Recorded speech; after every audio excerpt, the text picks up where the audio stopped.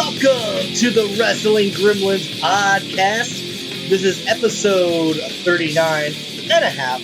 My name is Bobby. I am actually here with a special guest. Here with my I'm with my son, Mason, aka Baby Moose, aka MC Lowry. The reason we're doing this is because yesterday, me and Nick did an hour and a half show. Nick is actually on location for real this time, not like going to see TNA die or something. He's actually going to the New Japan show, and somehow the file got deleted or it didn't record. So I'm here doing just kind of a show. I'm just kind of doing a solo show with my son really quick. Just, I don't know how long this is going to go, but I wanted to, touch base with everybody and tell everybody how everything's going and my just thoughts on the world of professional wrestling.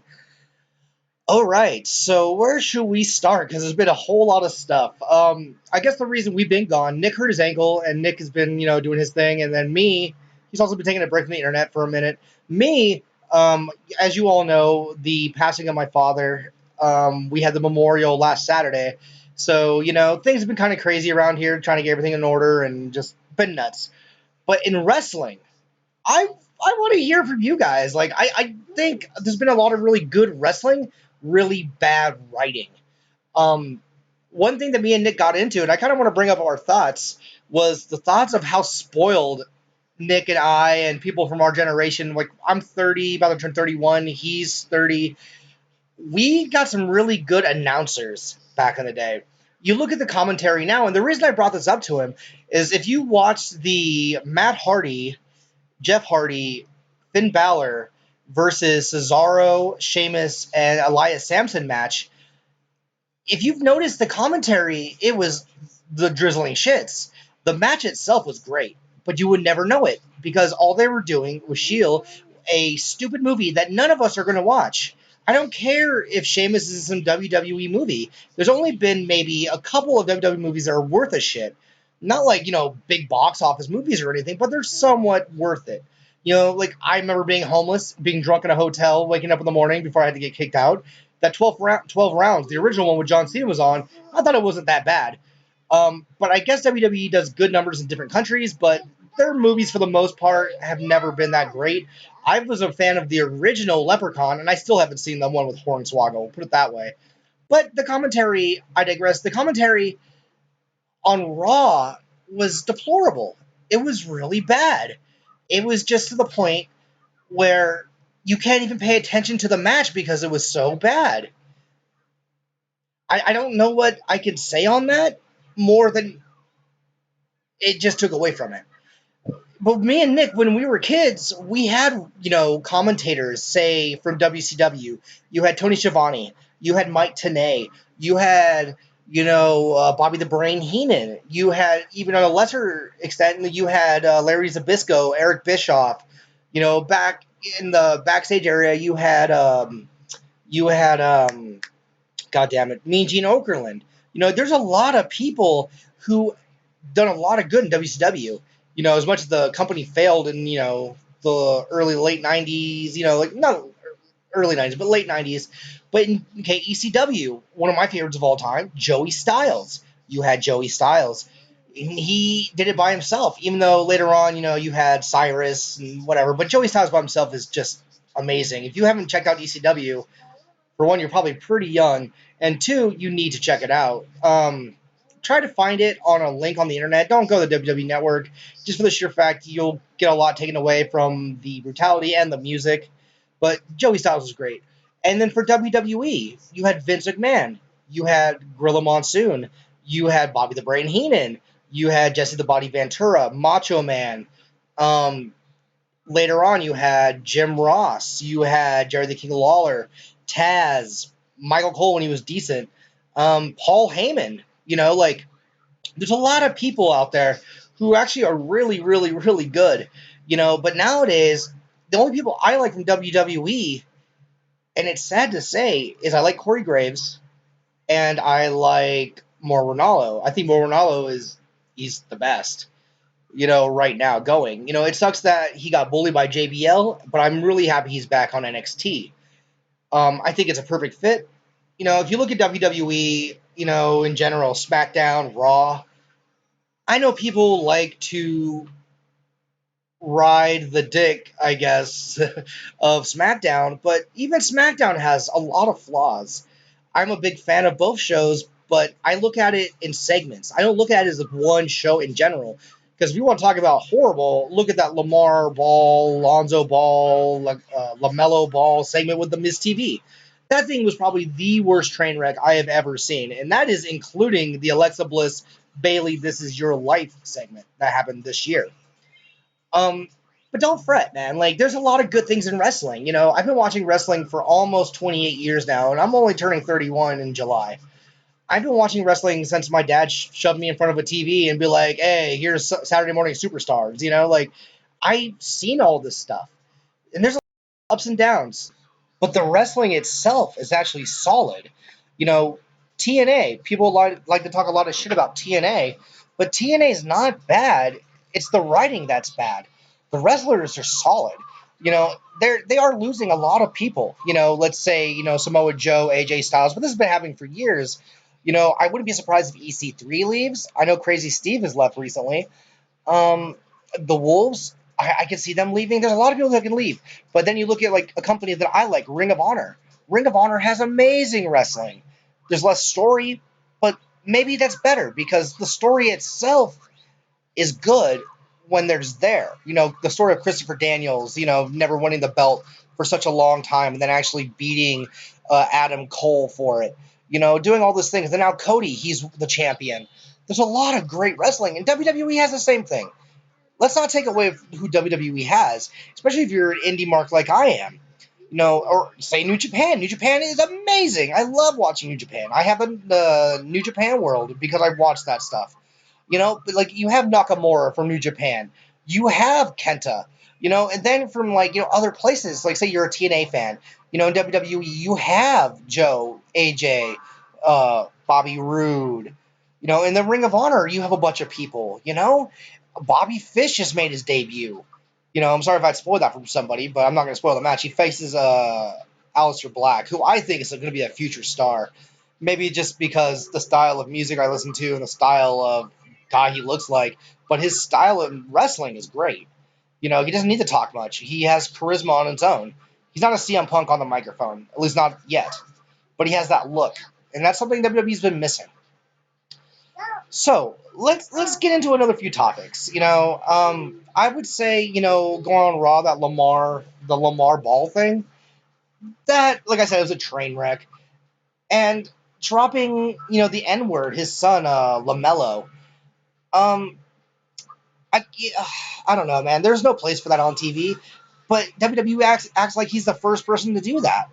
Vince McMahon dropped the N word when he was talking to John Cena, and that was horrible. Or Booker T say, "Hulk Hogan, I'm coming for you," blah blah blah. There's a lot of times it happens. I don't agree with it, but dude, what did you expect when you have a non-wrestling family coming in there? They're just there to promote their stuff. Nick said a really funny thing to me, and I thought it should be said here. What if, like, you know, was it Lenzo or Lonzo? Yeah, Lonzo. Like, because he got booed. He's a Laker, and they were in LA, and he got booed. Can you imagine if he like gave the stunner to his dad? How much more over he would be coming to his first season with the Lakers next season? I don't know. I see that being marketable. Just make it like a storyline as a joke. It's going to be a one night thing, but it would still be funny. I don't know. There's a lot of things that me and Nick went over, and I'm not going to talk for an hour and a half. I just wanted to kind of touch base with everybody and just kind of give my thoughts on what's going on lately. I did watch the Ring of Honor pay-per-view. I did watch the Best of the Super Juniors. I've been watching the thing that's been going on right now with NJPW. I've been watching all this stuff. Even, I hate to say it, I've been watching some TNA or Impact, or now they've absorbed Global Force Wrestling. I've been watching all of it. And, I can tell you the stars of who I think are good and who I don't. But I'll just go kind of what's going on lately. I would say for WWE, the way they're booking Samoa Joe is what he should have been booked as the whole time. Not Triple H's bitch. And if they would have done that, they should have done it a little bit better. But now they're making him as he's a big deal. He's a guy who's going to go out there and beat the shit out of you. Let's not forget what he did in Ring of Honor. Let's not forget what his early years of TNA. Samoa Joe is a badass, and if you don't agree, check it out. You know, everybody likes like CM Punk, myself included. I'm a big CM Punk fan, but when you look at people from back in the day of Ring of Honor, like Bryan Danielson, CM Punk, Austin Aries, all those guys, Samoa Joe was the main guy for a long time. Look at Christopher Daniels. It took him his whole career to get the Ring of Honor championship. And that has to be something said for the wrestlers they've came up with. You know, also, say for TNA, I am not a big fan. I am not a big fan of the whole Josh Matthews versus Jeremy Borash thing. It's not Borash. I think he's great. It's just Josh Matthews. He's just so goddamn annoying. And it's not like heel heat. It's more like, God, can you stop fucking talking? And, I'm not the biggest Lucha Underground fan. Not because I don't like it, just because I just don't really watch it much. Nick is a very, very big advocate.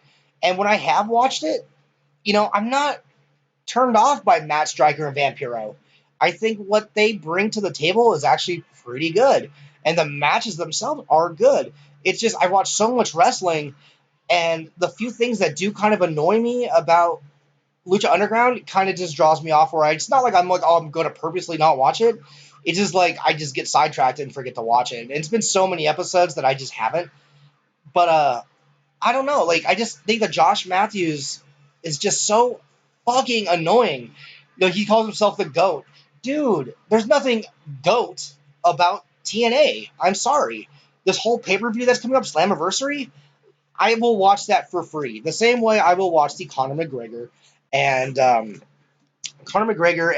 Floyd Mayweather.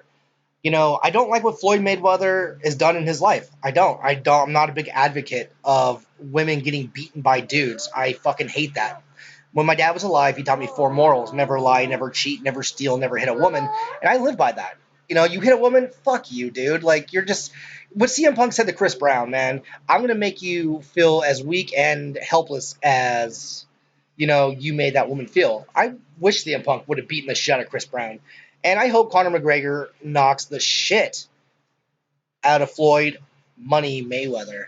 Even though Mayweather, he's going to win the match. He's going to win. He's not going to win by knockout. Don't get it twisted. He's not going to win by knockout. What I see happening, and if you watch ESPN, because I'm also a wrestling nerd, sports nerd, if everybody listens, I watch a lot of hockey, but I watch a lot of everything of sports.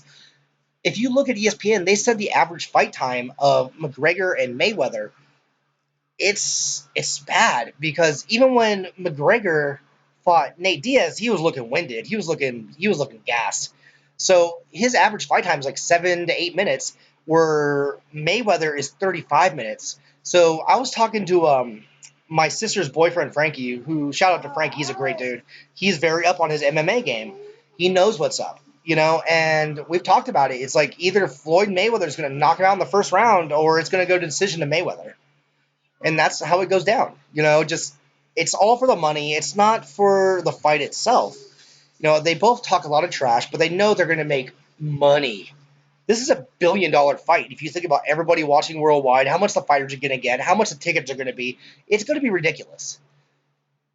But that's that. That's wrestling, but in a boxing MMA format. Talk a lot of shit, make a lot of money. WWE should probably take a little bit from that, but they haven't. Like I said, I watched the Ring of Honor pay-per-view. It was really good. There's a few things I wish didn't happen, but that's only me being a homer. I like a certain number of wrestlers, as you know, especially Marty Scurll. Kushida beat him to retain the title, the television title. And that's cool. I like the story that they're telling with Kushida. And I'm not anti-Kushida. He's the best of the Super Juniors champion. He's the the New Japan Junior, champion. He beat Takahashi, who I'm a big fan of, by the way. Hiro Takahashi is amazing. Ticking time bomb.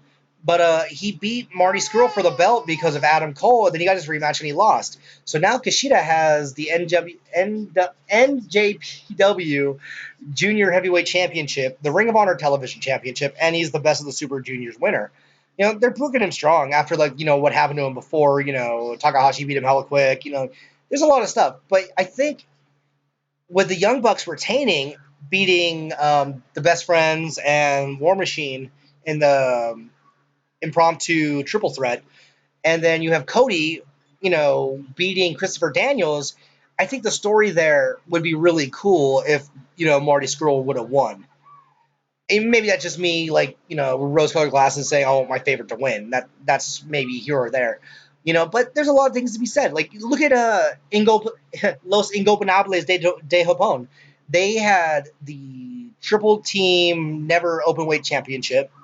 They had the IC, NJPW belt, and they also had oh yeah, Takahashi had the junior heavyweight championship.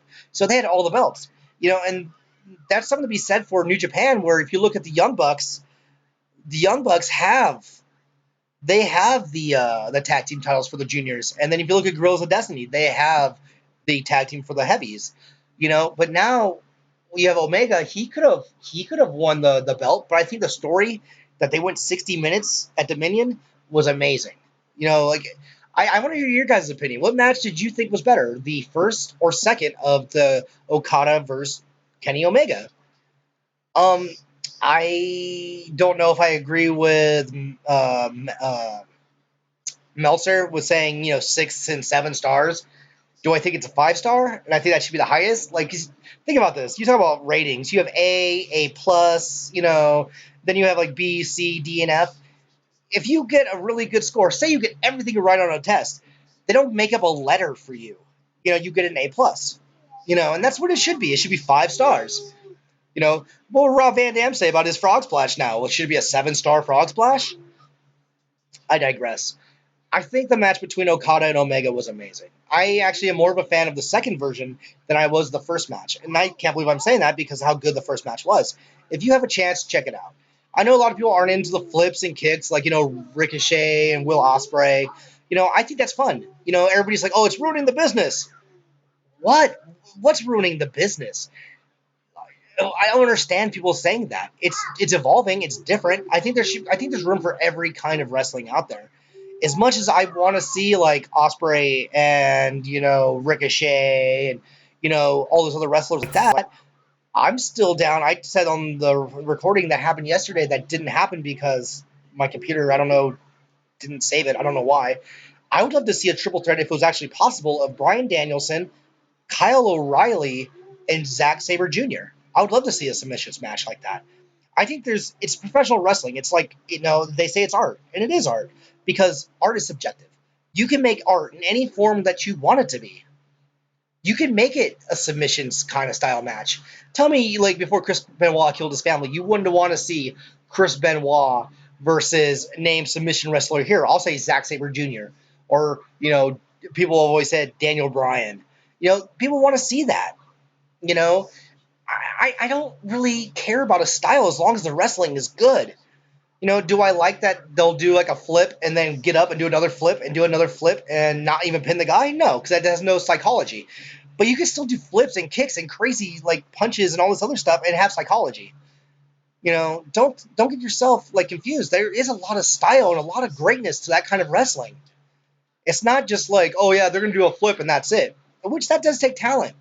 Remember why everybody liked the Hardy Boys when they were younger? It wasn't because like, delete, obsolete mule, wonderful. No, it's not like that. It was because, they're doing stuff that people weren't doing before. It was the TLCs with Edge Christian, and the Dudleys. It was the Swanton bombs. It was the top rope leg drops. Or I guess second rope leg drops, that Matt was doing. It doesn't matter. Like, it was different. And these old timers saying like the whole dive thing that Randy Orton and who was it? Rip Rogers was getting all mad about. Dude, it's the thing that I respect Randy Orton as a wrestler. He's very, very mechanical. He's very good, but he's never going to do those dives. He's never going to do those flips, and that's fine. You don't need everybody to do it. But the diss on the people that do it is, it's kind of like it's like the old time that don't get it. You know what I mean? Like, I'm turning 30, and I see the music that my sister listens to, and I don't fucking get it. I'm in the world of grindcore and punk rock and death metal. I like bands like, Municipal Waste and Bird Flesh, Morbid Angel, Gut, like stuff like that, where I have friends and sisters and, people who listen to like dubstep, and I don't understand it. To me, it sounds like, it sounds like, to me, I'm sorry, it sounds like a robot fucking a washing machine. And that's fine. I don't need to get it. But at least at the end of the day, I'm not going to be like, you know what, that music is, the worst thing ever, which I don't like it. But, I've came to terms with that. I used to be the guy who said death metal was the only thing in the world and everything else is garbage because if you listen to bands like Necrophagus and Spawn of Possession, it's the most technical thing ever. And like if you play punk rock, it's garbage. But no, I learned that, what, especially playing in a punk grind band, it's way more fun. I like playing fun music. And maybe that's what the people get out of this whole dubstep thing. But like I said, with Randy Orton not being able to do the dives, not being able to do all these high flying moves, it doesn't mean it's not good. It just means he doesn't like it, and he shouldn't be shitting on it. Maybe like the indie marks, or and myself included, are getting too caught up in it. Maybe it's like it's his opinion. Yeah, he worded it, but how many times do people on the internet get pissed off about things and no one called them out? It's Randy Orton. He has a name, so people do it. I think Ricochet's amazing. I think Will Ospreay's amazing. I think Randy Orton's amazing. I think he's bland as fuck. Like, I mean, like, the only time I've really liked Randy Orton is when he was doing the whole kicking people in the head, I'm crazy kind of situation. Now it's just like, oh, I'm crazy. I'm Randy Orton. I hear voices. No, you don't, man. You're just boring nowadays. And I'm not trying to be an asshole, but, the people who like him, like, come on, man. Like, let's call it for what it is. The words of wrestling soup, Randy Orton's really good when he's interested, and he's the worst when he's boring. Um, Speaking of wrestling soup, me and Nick, shout out to Wrestling Soup, by the way, they're the best. Me and Nick had a conversation yesterday, which I'm trying to just bring up a lot of things that we talked about and kind of get his voice in here a little bit too, since he's not here to do it, since he's going to go see New Japan on Saturday. That son of a bitch. Yeah, shout out to Nick too. My brother in the Gremlin world. Wrestling Soup. Mike Bennett. Joey Numbers hates Mike Bennett. He hates. Well, I don't know if he hates him. He's like he thinks he sucks. And then Mish, he hates Maria.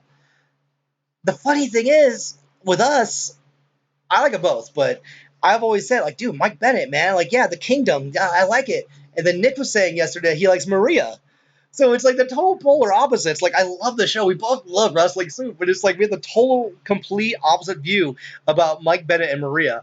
I don't know if I like the whole idealism of doing the whole Mike Kanellis thing.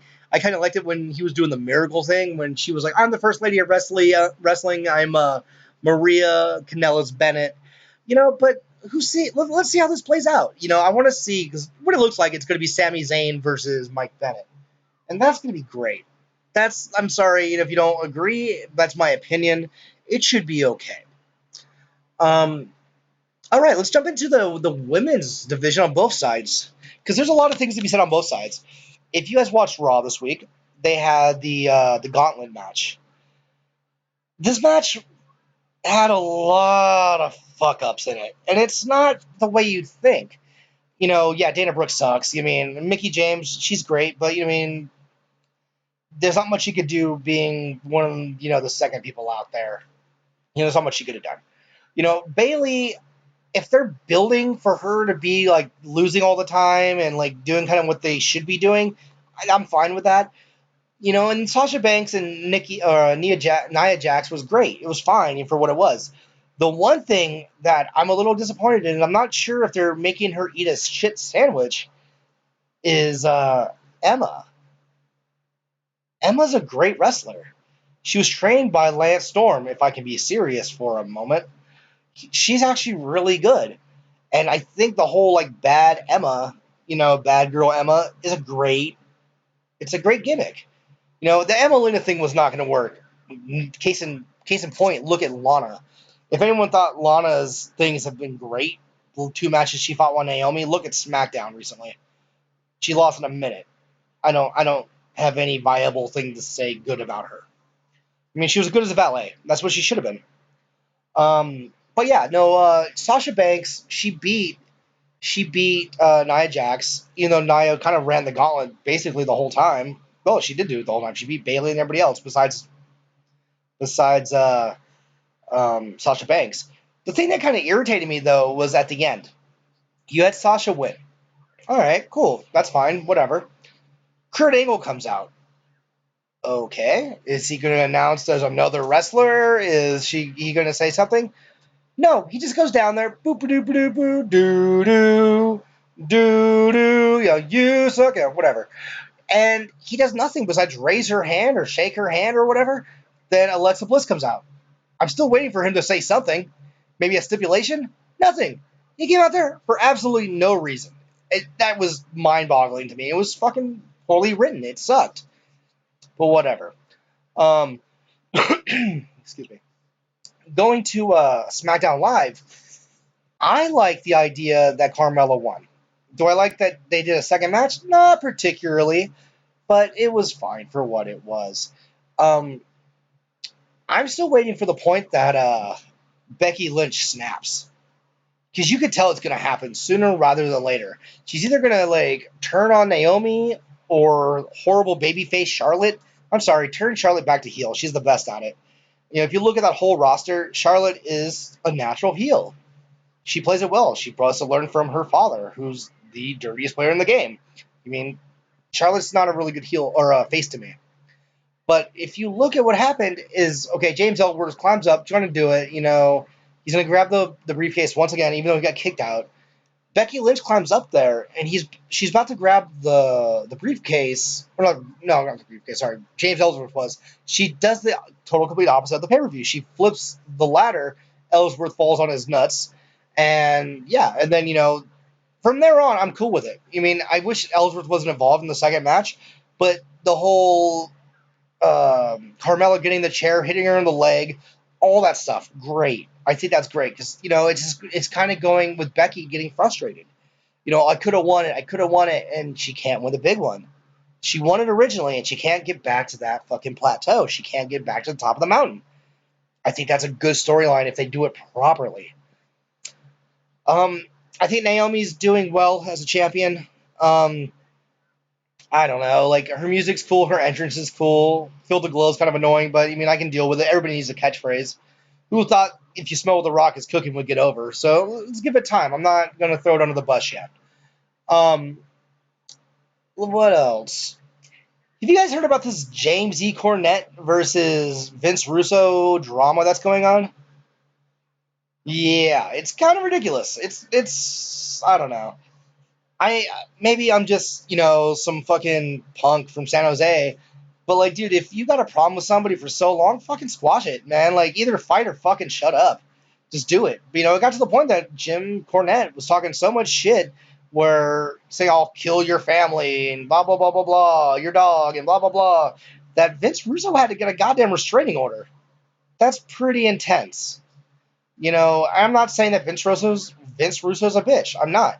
I'm sorry. Like, dude, I'm fucking one of the last people to call the cops, being my history of, like, going to the shelter and all this other stuff as a kid, but that would be a different story for a different time. But, I've never been one to be a fan of the police because just my childhood. But if someone was threatening my son or my, family, I would totally, make a restraining order. Like, fuck this guy. What is James E. Cornette going to do, like, good for Vince Russo? Nothing. So, yeah, fuck yeah, get a restraining order. Fuck it. I mean, whatever. I think it's all garbage. I think it's all just a lot of talk, but, it gets their name still in the paper. Well, I guess the headlines on the internet. James Cornette wants to kill Vince Russo. Vince Russo gets a restraining order. Two people who aren't writing wrestling, who used to, who now have to keep their names in there for that. There it is. I look over at my baby Moose. He is asleep. He is watching Mario Brothers stuff, being a typical 2-year-old, taking a nap. Yeah, I want to kind of go into the Kenny Omega versus Okada match one more time. They're doing I think August 12th, they're doing a part 3, but it's for the G1. Me and Nick have talked about this, and I like Nick's opinion on it. He says the only way this match will work properly is if Kenny Omega wins the U.S. title over in L.A. for, the inaugural tournament for the New Japan U.S. champion. I still think Hangman Page is going to win it. Or, if you have an underdog, you can have Jay Lethal because he's all hurt. If you guys watch Ring of Honor's pay-per-view, the best in the world, Beer City Bruiser and Silas Young messed him up pretty bad. But I could see it. Have the world champion of Japan, Okada, face Kenny Omega, who's the champion of America, which he's from Canada, which is kind of funny. Winnipeg, Manitoba, Canada. Chris Jericho. But I can see that working, because if you have it go like, okay, Okada's a champion and Omega's nothing, why isn't that belt on the line? Or will the belt be on the line? Who knows? We really don't know how the G1's going to turn out, really. So, we'll see how that goes. NXT. NXT has a lot of stuff going on. They have, I'm still waiting for Adam Cole. Maybe I'm just, like I said, a mark, whatever. But I'm a big fan of Adam Cole. He's not with Ring of Honor anymore. I'd like to see him actually be, in NXT. Because if you look at people, and I asked Nick this question, like, okay, Bobby Fish, where do you see him? Is he going to be like a Roderick Strong, like all those people? Or is he going to be like James Storm, who's there for a minute and left? Is he going to be like a Eric Young, who was there for a second, left, and came back? Who knows? But Adam Cole, I think, will be like Bobby Roode and Samoa Joe and Kevin Owens, like all those kind of guys. I think he'll get hot-shotted to the top. But if you look at the rankings nowadays, saying Bobby Fish was there, I hope Kyle O'Reilly does come in, because the tag team division there is horrible.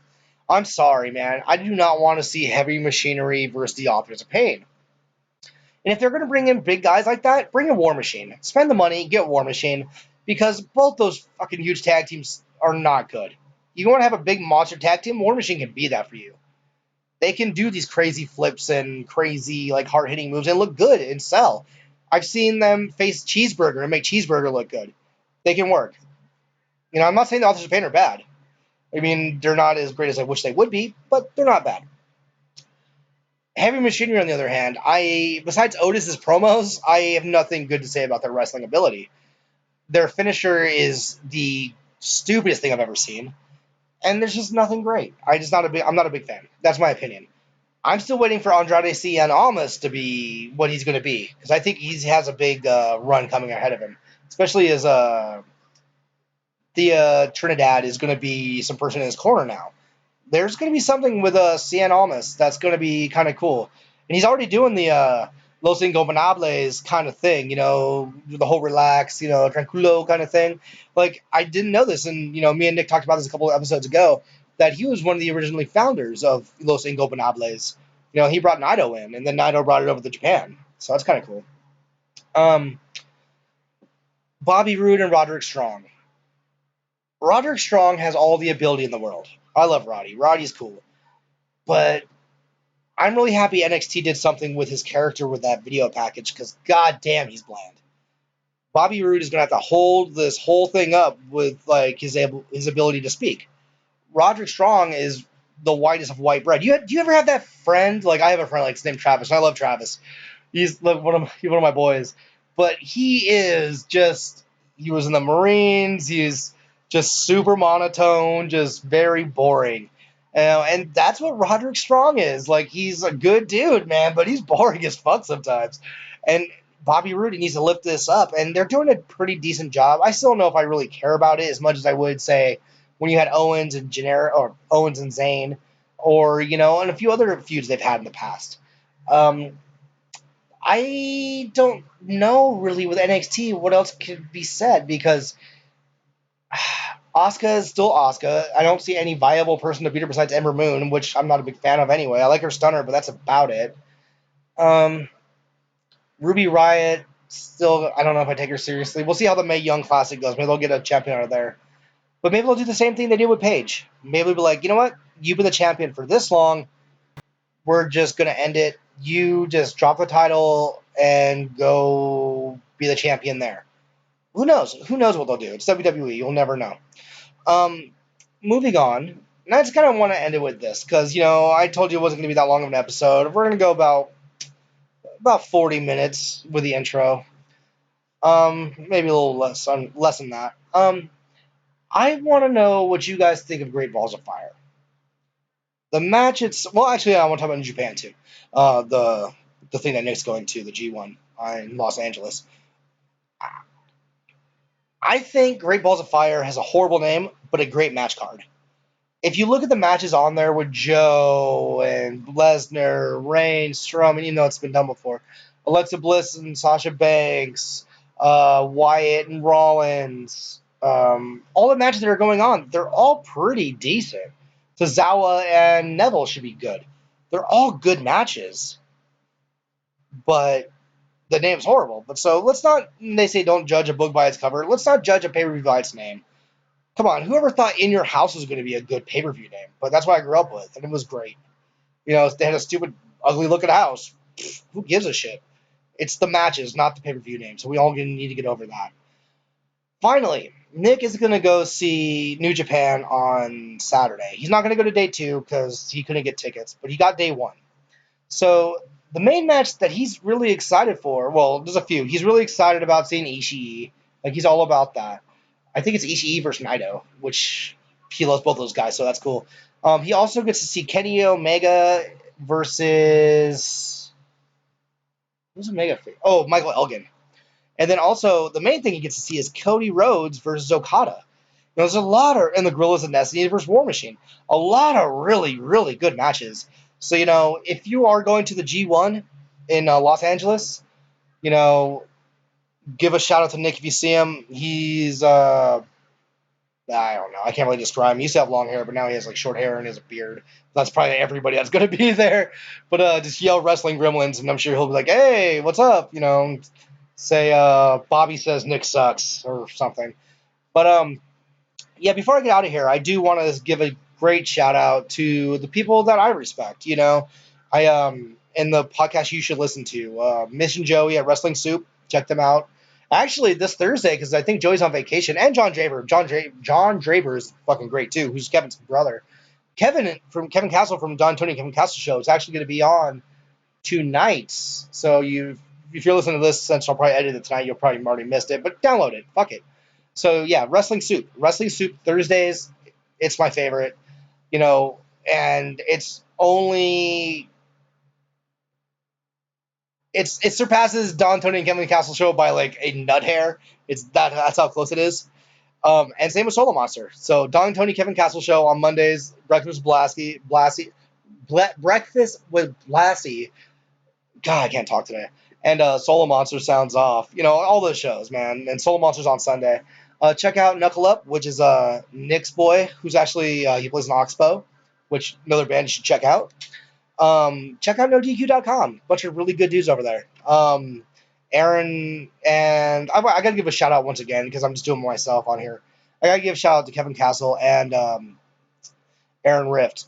One from Don Tony and Kevin Castle Show and one from NoDQ.com. Because when my dad died, they were talking to me and that was really cool of them. I really appreciate that. Check out all of the guys from NoDQ.com, by the way.